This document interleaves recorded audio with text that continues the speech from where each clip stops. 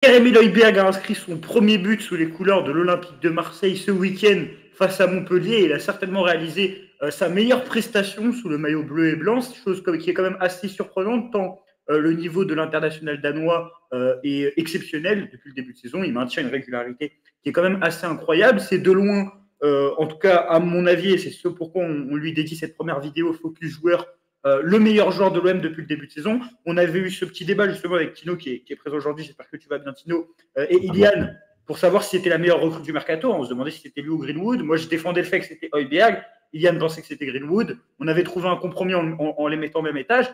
Mais en vérité, si on regarde depuis le début de saison, si on parle beaucoup de Geronimo Rulli qui rapporte des points et de Mason Greenwood qui rapporte des points sur les deux extrémités du terrain, Pierre-Emile Højbjerg, je ne sais pas ce que tu en penses, mais pour moi, c'est de loin le meilleur joueur aujourd'hui de l'Olympique de Marseille. Bah, t'as ça, et puis comme tu dis, en fait, c'était la valeur la plus sûre. Parce que Højbjerg, il arrive, je me suis noté 1343 minutes en première ligue. La saison 2023-2024 avec un Tottenham qui me semble finit dans le top 6, si je dis pas de bêtises. Oui, quelque Euh, chose comme ça, ouais, top 6. ouais. Donc, bon, après, il y a des choses à nuancer. Il était pas totalement inscrit dans le projet global de Postecoglou parce qu'il commence que 8 matchs de Première Ligue. Mais en fait, tu récupères en plus son option d'achat, il me semble que c'est 13 millions d'euros. Ouais, seulement 13 millions. Ouais. Sa valeur marchande est à 19 millions. Et faut pas oublier, Højbjerg, en fait, ce mec, il a 29 ans. Donc, c'était la valeur la plus sûre du mercato. Et il le prouve de match en match. En fait, contre Montpellier, il a fait un des matchs qu'il faisait en sélection danoise. On le voyait partir à la trêve internationale. Et il était capitaine de sa formation et il marquait. Et là, il Mais a fait ça. ça, moi, je me demandais depuis le début de saison, parce que en vrai, on va y venir dans cette vidéo, quand tu regardes son profil de milieu de terrain, c'est un joueur qui est assez complet. Je pense que la peur que énormément de supporters ont eu au moment de le voir arriver à l'OM, c'est justement sa dernière saison à Tottenham, dans le sens où il fait que 1300 minutes de jeu, et aussi le profil du joueur à se dire, Ce qui est déjà pas mal. en fait, soit c'est un mec qui est bon à rien ou mauvais nulle part. C'est ça qui avait la peur qu'il y avait autour de Pierre-Emile Højbjerg lorsqu'il arrive. Et En faudrait fait, constater en fait, c'est juste un milieu qui est bon partout et même qui excelle dans certains domaines. Si on regarde statistiquement depuis le début de saison, par exemple à la récupération, c'est le joueur qui récupère le plus de ballons. C'est aussi le joueur qui touche le plus de ballons. Et non, franchement, c'est le c'est pour ça premier que joueur de Ligue 1 en passe précise. exactement. Et c'est celui qui a oui, voilà, bah, j'allais le dire en fait par d'autres termes, 97% de passes réussies. Et finalement, si on fait un peu le résumé de ce début de saison, moi je trouve que c'est parfait en fait, c'est un recrutement parfait, tu vois. On parle du terrain, on parlait un peu du terrain et du match contre Montpellier, je pense qu'on peut continuer d'introduire par ça. Mm. Mais pour moi, c'est un match qui est parfait. C'est un match de patron. En plus, dans un OM qui change de système, qui passe du 4-2-3-1 au 4-3-3, vous en aviez parlé dans le débrief. Toujours là à réguler au milieu de terrain, toujours Ouais. là à faire la pieuvre lorsque l'équipe n'a pas le ballon. En fait, C'est pas stérile en plus. Tu voilà, pourrais avoir peur que ce soit stérile, mais ça l'est pas.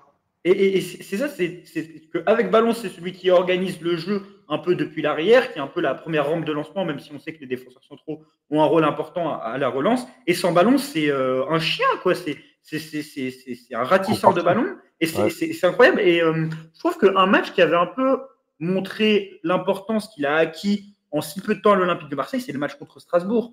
Parce que je crois qu'il a disputé toutes les rencontres depuis le début de saison, Pierre-Emile Højbjerg. Je crois même qu'il n'a jamais été remplaçant. Non. Donc ça montre aussi l'importance qu'il a au sein de ce collectif. Mais pour moi, on voit l'importance d'un joueur justement lorsqu'il est absent. Et le match contre Strasbourg, on peut estimer qu'il est absent puisqu'il évolue en défense centrale, ce qui n'est absolument Totalement. pas son poste. Et C'est l'OM son fait seul son, échec. et l'OM fait son plus mauvais match. Ouais. Donc pour moi, ça illustre un peu l'importance qu'il a acquis au cours des rencontres. Donc ouais, Strasbourg, défense centrale, c'est un raté de Roberto De Zerbi, on ne peut Bah, pas lui par inculper rapport, là. moi, je suis toujours en train de chercher dans les fonds de tiroir Bamo Meïté, mais bon, ça veut dire qu'il lui faisait confiance. Il pensait qu'il avait pas d'autre choix. Bon, il y avait ce délire-là aussi de pas vouloir mettre plusieurs gauchers en défense Ouais. centrale. Bon, ça, c'est un autre débat. Mais oui, il est passé au travers parce que bon, tu vois bien que c'est pas son poste et que il a une petite charrette quand même.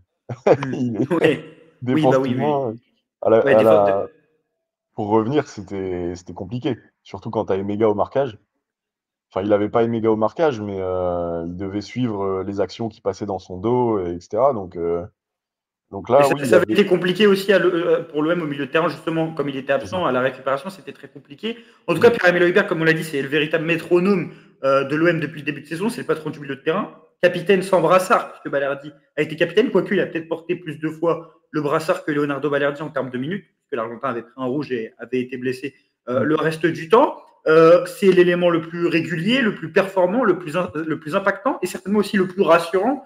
Et tout ça alors qu'il n'a débarqué à l'Olympique de Marseille qu'à la moitié du mois de juillet. Et c'est ça qui marque tout d'abord avec Karim Højbjerg, c'est cette adaptation express. C'est que c'est devenu, comme on le dit, très rapidement, le patron de l'équipe. Est-ce que c'était quelque chose auquel tu t'y attendais, toi, Tino, quand tu l'as vu débarquer? Tu disais que c'était vraiment un mec qui allait prendre qui allait prendre le lead au milieu et qui allait vraiment être aussi important? Il a pris le lead direct et je m'y attendais. Dédicace à Galancia. Non, effectivement, Oui, on a la ref. Non, c'était sûr parce qu'au vu de son CV, le mec est formé au Bayern, il a, joué dans des grosses écuries, tu pouvais déjà être sûr que Pierre-Emile Højbjerg, c'était c'était un modèle de professionnalisme. De toute façon, tu le vois, tu le sais, au parcours d'un joueur, s'il s'impose autant dans une équipe, du top 4, même si on va plus dire du top oui. 6 anglais, ça veut dire que le mec, il a les épaules, enfin, il a la tête sur les épaules et que pour lui, ça allait pas du tout être un problème. Et encore une fois, merci à Benassia parce qu'il savait que c'était un profil qui allait s'intégrer directement dans le système de De Zerbi, même au-delà de ça, s'intégrer directement à une ambiance comme l'Olympique de Marseille. Voilà, tu sens que le mec c'est un reptile. Il a un sang-froid de fou. Il s'en fout. Il va toucher 100 ballons au Vélodrome. Pour lui, ça lui pose pas de problème. Donc ça change vraiment de la paire qu'on avait l'année dernière, Verretou Kondogbia. C'était assez compliqué au milieu de terrain. Et donc là, bon, fallait se mouiller la nuque parce que on s'attend pas à voir quelqu'un qui prend autant de responsabilités et qui met autant de liens entre la défense et l'attaque. Surtout qu'au milieu de terrain, on a souvent eu des profils assez déséquilibrés, on va dire, soit des joueurs qui étaient très bons dans l'utilisation du ballon et pas du tout sans ballon, C'est ça. qu'on a pu avoir à l'OM, ou des profils qui étaient très bons sans ballon, dans un registre très défensif, et avec ballon, justement, quand il fallait s'exprimer, organiser le jeu et être important dans le dernier tir ou être bon sous pression, c'était plus compliqué. On peut prendre l'exemple J'ai plus en de tête Valentin ce deuxième Rongier. profil dont tu parles. Ouais, bah, Étant donné qu'on a eu Rongier, Verretou, Kondogbia même et même un joueur Issam comme Gueye. Verretou était quand même assez complet, mais tu sentais que physiquement, il était un peu limité quand même. Et Ouais, même, ça mettait du temps au démarrage. sur la prise d'appui.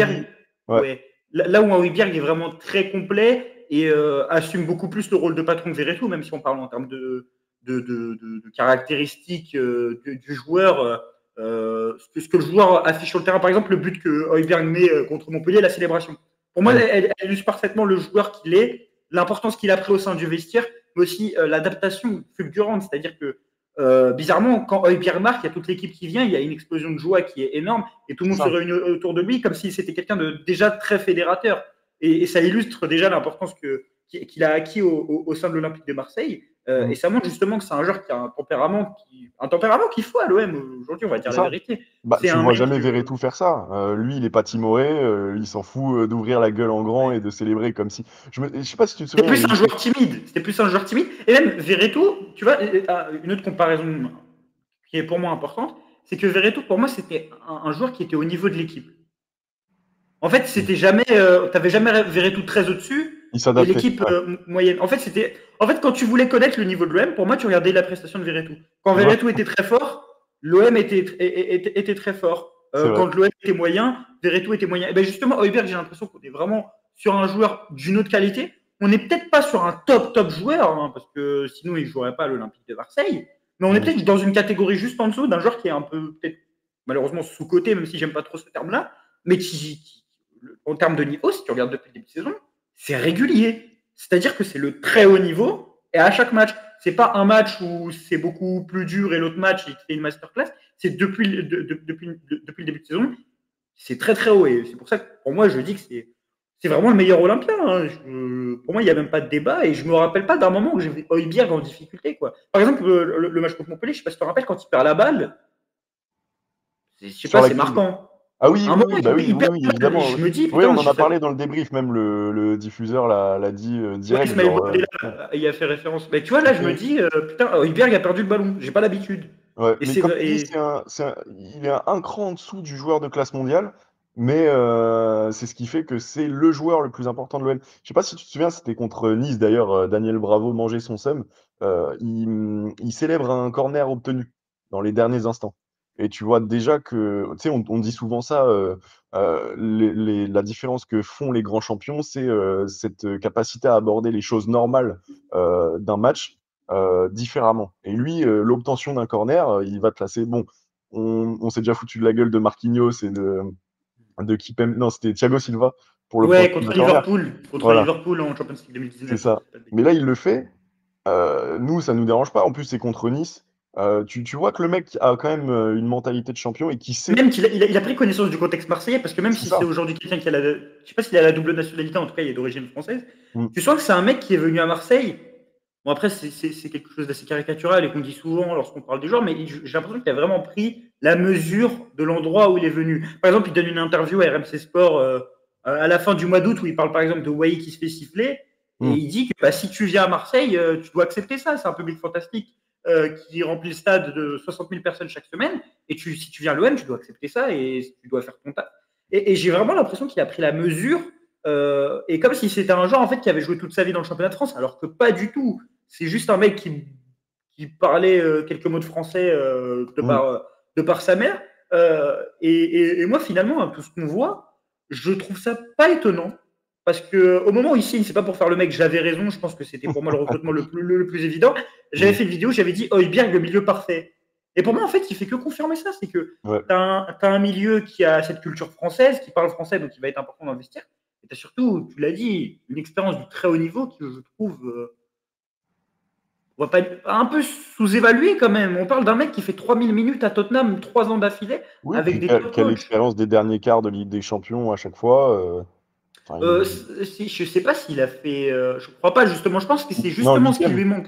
Bah, j'ai l'impression qu'il a fait qu'une fois. Je Ouais. crois qu'à Tottenham, ils ont dû jouer 2 fois ou une fois. Mais j'ai justement l'impression que c'est ce qui lui manque dans sa carrière, ce qui lui a manqué dans sa carrière pour le considérer comme un top joueur. Déjà, c'est. Ouais.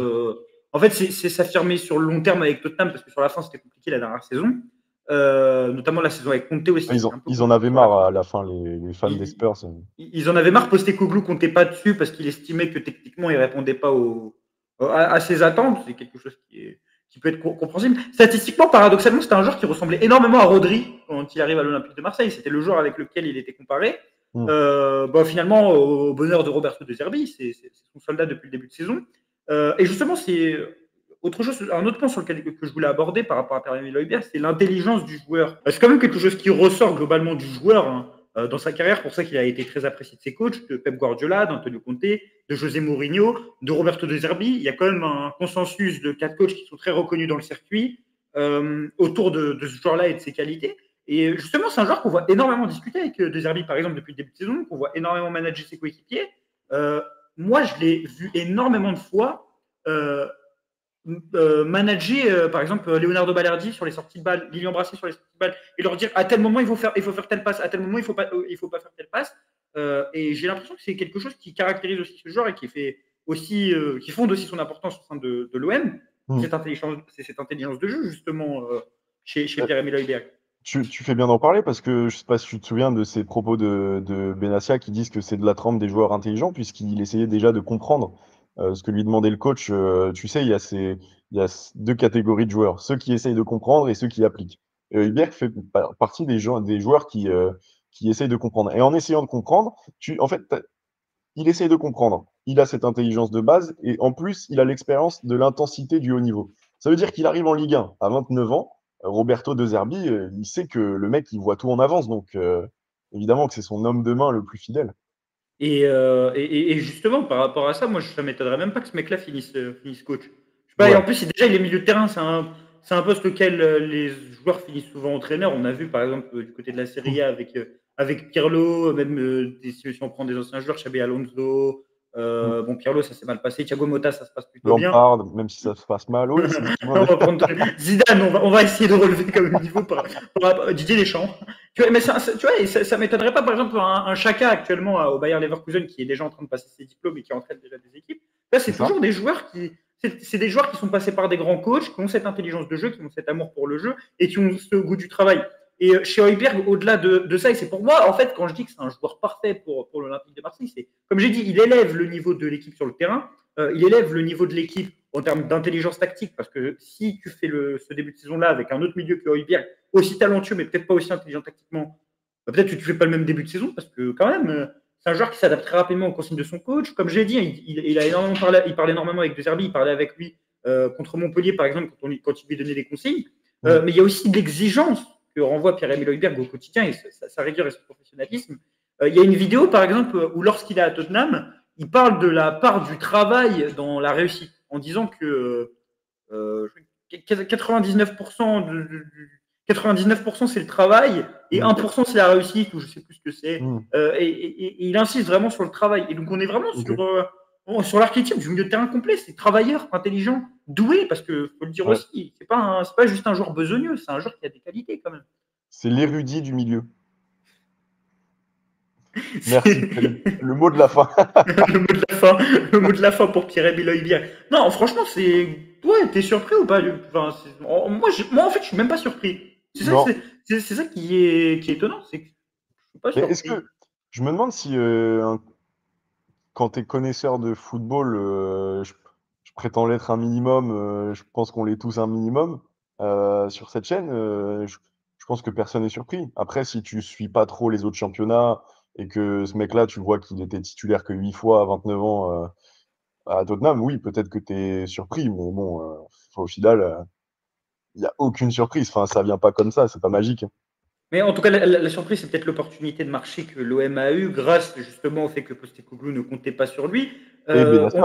Ouais, et on peut parler de sa dynamique encore plus globale extérieure à l'OM, on en a un peu parlé. Il est devenu capitaine de la sélection danoise. Il a été préféré à Christian Eriksen et Schmeichel. D'ailleurs, depuis qu'il est capitaine de la sélection, ça se passe plutôt bien pour la sélection et encore plus pour lui sur le plan personnel. Passeur décisif face à la Suisse. Buteur, je ne sais plus contre qui en Ligue des Nations il y a un mois. On est vraiment sur un joueur qui est en train de. En fait, je ne sais pas s'il est enfin en train de connaître la consécration. C'est ça, c'est ce que j'allais dire. Est-ce qu'il est en train de passer un cap justement chez nous, puis en sélection? En termes de symbolique, parce qu'en termes est-ce qu'en termes de niveau aussi, on pourrait dire qu'il passe un cap? C'est la question que je me posais, parce que c'est quand même un joueur qui, lorsqu'il arrive à Tottenham, on l'appelle le capitaine sans brassard. Dans le vestiaire, on dit que c'est un énorme travailleur. En fait, c'est le joueur qu'il est actuellement. Alors peut-être que l'OM est plus petit que Tottenham. C'est ça, je pense que c'est une différence de statut de club qui l'a libéré. C'est peut-être qu'il prend de l'importance enfin. Il prend enfin de l'importance. En fait, il a enfin cette reconnaissance. Tu as le brassard en sélection, tu es le meilleur joueur de ton équipe. En plus, l'OM aujourd'hui, c'est censé être un gros club. On n'est pas en Champions League, mais il serait potentiellement, si l'OM venait à se qualifier en Champions League, capitaine d'un club en Champions League. Si l'OM, par exemple, joue le titre cette saison en Ligue 1, bah, ce serait le second capitaine, Lucas Balerdi. Mais pour moi, je dis que c'est le capitaine parce que, en fait, c'est un joueur qui n'a pas besoin d'avoir le brassard pour être capitaine. Je ne sais pas comment l'expliquer. C'est naturel, ça se voit sur le terrain, ça se voit dès qu'il est arrivé, que ce soit les consignes qu'il donne, que ce soit la rigueur qu'il a au quotidien, c'est vraiment c'est un joueur parfait. Et moi, ce que je trouve ouf, c'est qu'il est dans la fleur de l'âge, il a 29 ans. C'est pas un mec que tu prends à 32 ans, 29 ans, il a quoi? Il a encore 3 saisons à donner à un top niveau avant de connaître un certain déclin. C'est ça que je trouve vraiment ouf. Dans les sports collectifs, tu as ces joueurs-là qui n'ont pas besoin d'avoir ce brassard, cet objet autour du bras. En fait, c'est inné. Et après, j'allais partir dans un truc où je me dis que si le brassard n'est pas à Højbjerg, c'est parce qu'on l'a donné à Balerdi sans concerter De Zerbi, mais peut-être qu'il serait capitaine là maintenant. Ouais, peut-être. En tout cas, Tino, avant de conclure cette vidéo, j'ai une petite question à te poser. Est-ce que pour toi, c'est la meilleure recrue de Ligue 1? Si on regarde ce qui s'est passé sur ce mercato. En vrai, en dehors de l'OM, il n'y a pas eu énormément de mouvements et les mouvements qui ont été faits, je n'en ai pas en tête un qui est marquant, tu vois. Il y a Joao Neves. Ouais, mais c'est pas, il n'a pas le même impact que Højbjerg, il ne coûte pas le même prix. Non, c'est pas la même chose. Mais le saut qualitatif est plus conséquent à l'OM. Bon, après, le potentiel de Neves. C'est une question de contexte. Mais Joao Neves, il est quand même déjà à 6 passes D. Je ne sais même pas s'il a marqué déjà, mais en tout cas, en termes de prospect et de qualité, João Neves, c'est un très, très bon transfert. En revanche, si tu mets en perspective les 2 contextes, je pense que la meilleure opération, je pense qu'on peut appeler ça comme ça, doit être, Pierre-Emile Højbjerg. En tout cas, c'est un secteur de jeu où l'OM a connu des grands joueurs ces dernières années, hein. C'est peut-être le secteur où l'OM a eu les meilleurs joueurs. Si tu regardes sur les 10 dernières années, tu as eu du Lassana Diarra, tu as eu du Luis Gustavo, tu as eu du Boubacar Kamara, quand même, dont on a sous-estimé le passage, parce qu'on a quand même eu un sacré joueur pendant un certain temps. Des joueurs dont on remarquait justement l'importance lorsqu'ils étaient absents. Mmh. Tu classerais comment Pierre-Emile Højbjerg, là, sur ce que tu vois, tu trouves que c'est au-dessus de ces joueurs-là Il est au-dessus Moi, déjà, je de trouve qu'il est au-dessus de Luis Gustavo. voilà, il est au-dessus de tout le monde sauf Diarra, je pense. Ouais, ouais, ouais, Dans ouais. un autre registre, parce que Diarra, la capacité Oui, d'élimination, c'était juste ah, hallucinant. après, Diarra, on va pas faire du révisionnisme sur sa saison parce que c'est un des meilleurs joueurs qu'on a vu à l'OM en vrai depuis 15 ans. Parce que ça se matérialise pas par une saison statistiquement vu que c'est pas son poste, mais fallait être là pour voir ses rencontres. Alassane Diarra, Ah ouais, il était exceptionnel. D'ailleurs, il doit faire l'Euro en fin de saison et finalement c'est ça. il est blessé, mais il était juste exceptionnel. C'était le meilleur milieu de Ligue 1. J'ai envie Euh, de chialer quand j'y repense. mais en tout cas, Højbjerg est pas mal dans la liste des milieux de l'Olympique de Marseille. Ouais. Ces Parce 10 que dernières pour années, Luis moi, Gustavo, mais il fait 6 bons mois. je Donc trouve son passage est surcoté à Gustavo. ouais, ouais, ouais, oui, oui. En fait, Mais il y a si le tu délire. Il y a le délire. En fait, il fait un gros enchaînement à la Toussaint, au GC Nice où il marque. Il prend un rouge en plus, je crois. PSG où il marque, puis Caen où il marque. mmh. Et derrière, c'est beaucoup plus compliqué derrière. Ah oui, oui, oui. Même quand il est au milieu de terrain, c'est plus compliqué. Après, il passe en défense, donc c'est encore plus compliqué. Mmh. Mais je trouve que Luis Gustavo, sur son passage à l'OM, je pense que ce qui a surtout marqué les gens, c'est le but contre le PSG. Le Ça. gros match qu'il fait face au PSG. Et Nice, Euh, ouais, aussi. et ouais, cette séquence où il Et est c'est lui vraiment qui sonne la fort. révolte. Moi, tu vois, par exemple, à Boubacar Kamara, on avait la discussion une fois avec Kylian, je mets Boubacar Kamara au-dessus de Gustavo, hein. Oui, oui, oui. Mais dans les Parce que qualités, c'est sûr. Kamara, il a quand même j'allais même dire qu'il a 3 grosses saisons références à l'OM, où pour moi, tu le mets top 3 joueurs de chaque saison, et tu peux même le mettre premier, c'est pas scandaleux. Il y a la saison sous Villas-Boas 19-20, c'est la première saison en 6 en pro. Il y a la saison Sampaoli, et il y a la saison entre les deux où l'OM fait une mauvaise saison, mais c'est le seul mec qui a un top niveau toute la saison. Ouais, donc au final, qu'est-ce que tu dis? Tu fais, Diarra, Højbjerg, Camara ou Non, moi, mon classement, du coup, je mettrais Camara quand même en dessous des joueurs cités, à part Gustavo que je mets tout dernier. Parmi les joueurs qui nous ont vraiment impressionnés au milieu de terrain, il y a mmh, d'autres joueurs en plus qui ont été assez intéressants. On a Matteo Gendouzi, Gerson, bon, après, c'est pas le même registre. ouais, Peut-être que Højbjerg, parmi tous les joueurs cités, est le plus complet. C'est peut-être le plus complet parmi tous les joueurs cités, c'est ça qui c'est est ça. assez impressionnant. Mais je laisse encore Højbjerg en dessous de Diarra. Après, c'est des contextes incomparables, dans le sens où la Sana Diarra, il joue à côté de mecs qui sont complètement nuls. Si tu trouves, tu mets Højbjerg à côté de ces mecs-là, tu tiens peut-être le même propos. Mais voilà, Mmh, en tout cas, sur Højbjerg, je trouve que globalement, meilleur joueur depuis le début de saison, je pense que tu partages mon avis, du coup, Tino, sur ce complet. constat. Mmh. Classico face au Paris Saint-Germain dimanche, est-ce qu'on n'attendrait pas ce match référence parmi les matchs références? Bah, écoute, il a déjà, montré que, contre Lyon au Groupama Stadium, il, pouvait être, présent. Donc là, c'est un test du niveau au-dessus et donc là, s'il sort un match référence, tu ça confirme que, Ouais, ça mettra un pouce bleu sur notre vidéo. ça mettra un C'est pouce tout. bleu sur notre vidéo. D'ailleurs, n'oubliez pas de mettre un pouce bleu sur notre vidéo et de vous abonner à notre chaîne. Alors, pour conclure cette vidéo, moi, j'avais juste un dernier truc à dire. Je pense que c'est là où ça montre aussi son importance, c'est qu'il a réussi à rendre certains de ses coéquipiers meilleurs, qui étaient vraiment pas bons la saison dernière. Par exemple, Kondobia. Je pense que Kondobia fait pas le même début de saison sans Ibiag. Je pense qu'il Bah, y a. le truc, c'est que quand tu es joueur de football, et que tu as ce comment? Tu vois la charge mentale. On Hmm. parle beaucoup de charge mentale dans la société ces derniers temps. Kondogbia, l'année dernière, il avait cette charge mentale de la saison pourrie et des joueurs qui l'accompagnaient à côté, où il devait faire, pas mal de boulot, aussi. Donc bon, je veux pas critiquer, Verretou, hein, c'est quelqu'un que j'apprécie quand même, mais je veux dire, il y a pas photo, comme on l'a dit juste avant et Højbjerg, lui, le décharge de tellement de responsabilités que Kondogbia, lui, peut se concentrer sur son naturel, en fait. Je dirais qu'il est revenu à ses bases et quand tu es joueur de foot et que tu reviens à ce que tu sais faire de mieux parce que ton coéquipier à côté, te fait le porteur d'eau et que, enfin porteur d'eau, c'est un peu péjoratif pour Mmh. Højbjerg, mais qui te fait tout ça, c'est sûr que bon, tu es libéré d'un poids. Et c'est aussi, ce qui fait un patron, hein, c'est d'alléger le poids qui pèse sur les épaules de son coéquipier et justement en étant patron, en étant omniprésent sur le terrain, tu facilites la tâche, pour ton équipe. En tout cas, il y a une association avec Rabiot qu'on a vu contre Montpellier, un nouveau système en 4-3-3. On espère, que ces 2 hommes, qu'ils soient accompagnés d'Amin Harit ou de Geoffrey Kondogbia, nous livreront un gros match dimanche soir et continueront de nous éblouir pour la suite de la saison. En tout cas, on vous remercie énormément d'avoir regardé notre vidéo. N'hésitez pas à vous abonner et à liker la vidéo et à nous donner votre avis sur le début de saison de Pierre-Emile Højbjerg en commentaire. On lira attentivement, bien évidemment. Et puis, n'oubliez pas que Massilia Zone est un média et que nous sommes présents sur la plupart de nos réseaux sociaux. Et si vous avez apprécié le contenu de cette vidéo, vous apprécierez également le contenu des prochaines vidéos. D'ailleurs, on va essayer de s'améliorer sur la vidéo et sur l'audio. Et voilà, et certainement un épisode dans la zone en IRL cette semaine. On verra. Donc on se dit à la prochaine. Merci beaucoup Tino et allez l'OM. Allez, l'OM.